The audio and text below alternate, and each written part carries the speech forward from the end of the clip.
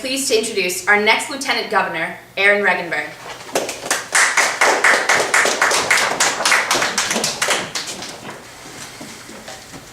Well, thank you all so much for being here, and thank you from the bottom of my heart to Sierra Club, Clean Water Action, and 350 Rhode Island for your endorsement of our campaign for change.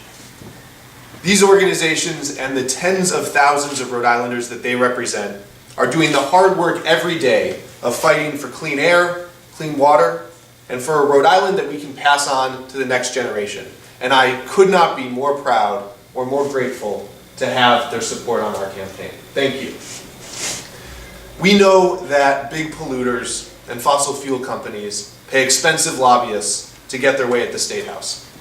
I'm running for Lieutenant Governor so that the people, all the Rhode Islanders who drink our water, who breathe our air, and whose children will face a changing climate, have a voice in our capital too. With the support of Sierra Club and Clean Water Action and 350 Rhode Island, our campaign will fight for a future that's fair for all of us. We will take on climate action first because it's a moral necessity, because we can already see the devastation that awaits us, the droughts, the hurricanes, the fires, the floods impacting other parts of our country that we know will be coming and in many cases are already impacting Rhode Island if we don't take action.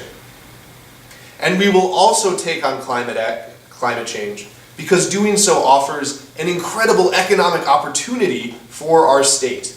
Transitioning to a 100% clean energy economy could be the new deal of the 21st century. Right now, we're throwing billions of dollars away on out-of-state oil and gas imports, dollars that leave Rhode Island and never come back.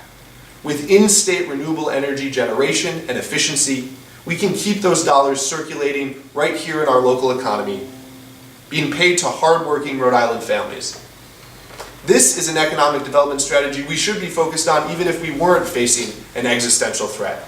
And as Lieutenant Governor, I will bring stakeholders together, like the ones here and others from all across our state, to pass a Green New Deal that can put thousands of Rhode Islanders to work, transitioning our economy to 100% clean energy.